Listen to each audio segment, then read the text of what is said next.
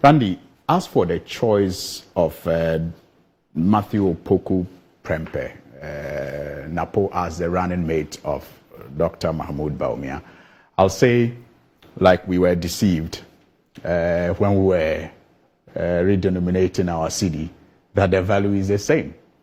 I mean, I wonder the impact that it's going to make on the fortunes of the New Patriotic Party come December 7. We say Dukadaya in Hausa. I mean, you have a floundering, flagbearer, and you have a notoriously arrogant and disrespectful, running mate. That is, if it is finally confirmed. I don't doubt the sources that have published the news so far, but I'm just curious that no official or formal source. I think it's because the due process is not being completed. Yes, that's what I'm saying. I don't underestimate or doubt the sources so far, but I'm curious that no official, source has made a comment on it yet, and I just hope that they will fast track whatever consultation process they have to undertake and announce the name. Are you aware of when the National Council will meet? I'm not aware. Okay. Yeah, and announce the name. I mean, for me, like I said, it's not going to change anything that much because Napo is known. He's been in our politics for a very long time. And unlike his opposite number in the NDC, if he is finally confirmed, he's not been without scandals. I mean, the running mate of the NDC, Professor Nana Jane Opoku Ajiman, occupied the education ministry, left the ministry squeaky clean, without any controversy or any strong scandal about her, work there as Minister of Education.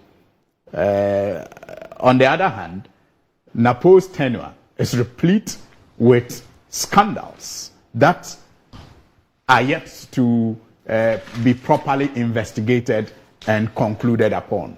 And you just made reference to one, where even within the same party, the blame shifting was apparent in the struggle to be nominated as the running mate. So the schools were supposed to be provided with internet services, contracts signed, payments made, and yet no internet is being provided in these schools. And I remember the last time I was on this set when we discussed the report, which revealed, that the students were shortchanged. The school administration did not have the internet that they were supposed to have and all of that. And yet the company that is supposed to have provided this service got paid fully. And that's just one of many, many scandals in just one ministry that he has occupied in the last 6 years or so. So it's going to be quite interesting. I mean, if you go to the education ministry, we have the mathematical sets, contracts scandal, which has not been thoroughly investigated and settled yet. The BNI picking up some people and home arrests and all that. It hasn't been settled properly, and that was under his watch. Then you talk about training of 40,000 teachers by the World Bank, which was supposed to have cost us $1.2 million. That, was not done, but the money's spent. Again, you have a uniforms contract. In fact, that has not even hit the headlines that much yet, which was also under his supervision as education minister. So as for Matthew Opoku Prempeh, the fact that he is well known, it's going to add very little to the floundering campaign of Dr. Mahmoud Bawumia. And like I said, he is known as somebody associated with these scandals that we will go into further when the announcement is formally made. That is only in the education ministry. I have not even gone to the energy ministry yet. And putting him up against another former minister, same ministry, without any record of a scandal, is going to be a mismatch. And that is why I maintain that his choice is, like we say in Hausa, Dukadaya. I mean, he and his flag bearer are all not going to bring any spark, to the failing campaign of the New Patriotic Party as far as this year's general election is concerned. I have nothing personally against Napo. I did not, have a favorite in the contest for running mate slot within the NPP because I did not see how any choice was going to change the price of Kenke that is now being sold in some cases at 7 cedis per ball. I did not see how the choice of anybody was going to improve the dollar. I mean, the cedi against the dollar. I did not see how the choice of any of them was going to improve the strength of the cedi against the dollar, which is now exchanging about 15 Ghana cedis to a dollar. I did not see how any of them was going to improve upon the inflation that is not only in the books, but that is felt on the market on a daily basis. The price of tomato, the price of pepper, the price of gari, and all of that.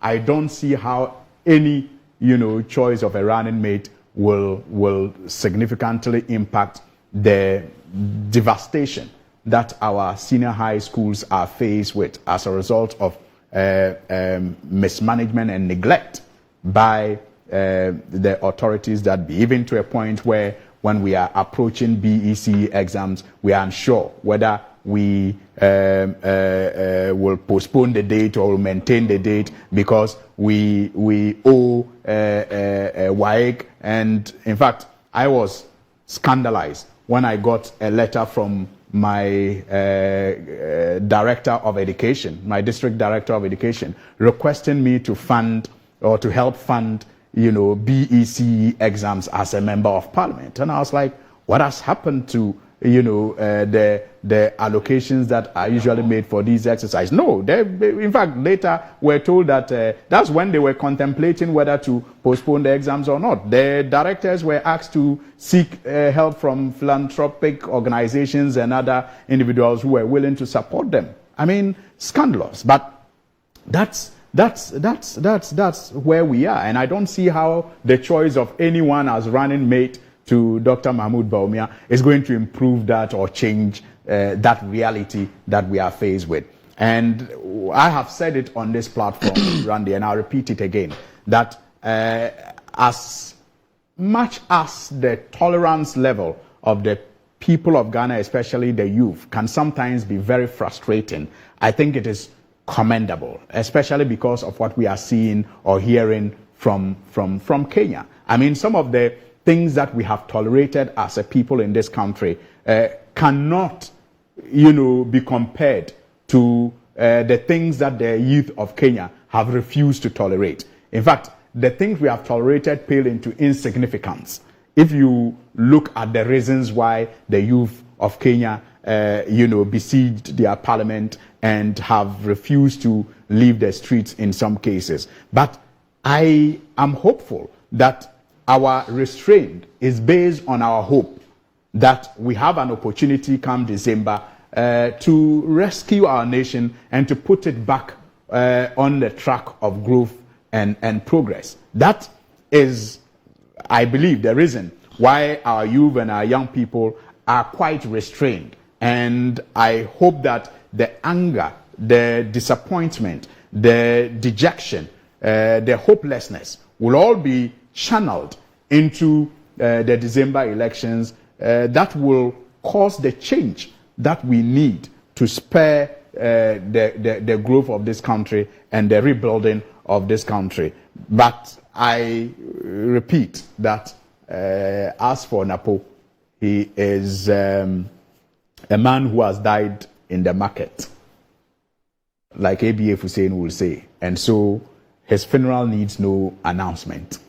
It was always expected that he was going to eventually be named, given the quarters from where his support emerged.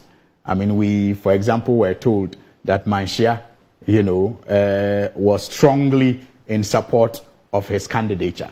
And I mean, like dog who has abandoned data and dwelling on instinct, watching the developments, my instincts based on the support that I was seeing emerge from Manshia, convinced me that he was always going to be the possible running mate. But like I have said, no impact, no significant impact. Dukadaya, the value is the same. He is a known commodity. He is arrogant.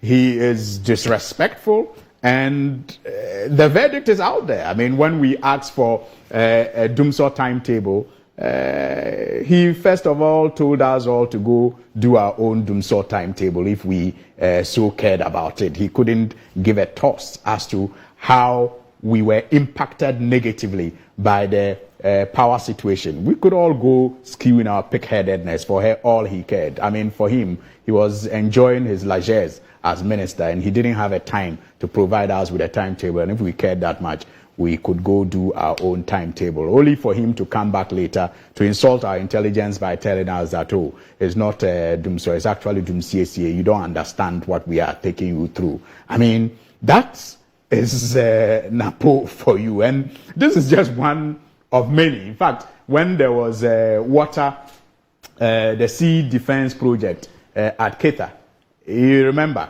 and government, the people of Keita, the MP and others complained and requested government intervention. You recall what he said, the tidal waves. You recall what he said. In fact, he pledged at the time that if government made any allocation for that project, he was going to demonstrate in this country. True to his words, the project is still, abandoned, as if the people of Keita and Volta region do not pay taxes or they do not belong to Ghana. He took, for want of a better word, we'll call it bigotry, to that level where he pledged publicly that if any allocation was made to that project that was aimed at helping people affected by tidal wave, he was going to demonstrate, against his own government. And maybe he knows where he went and what he did.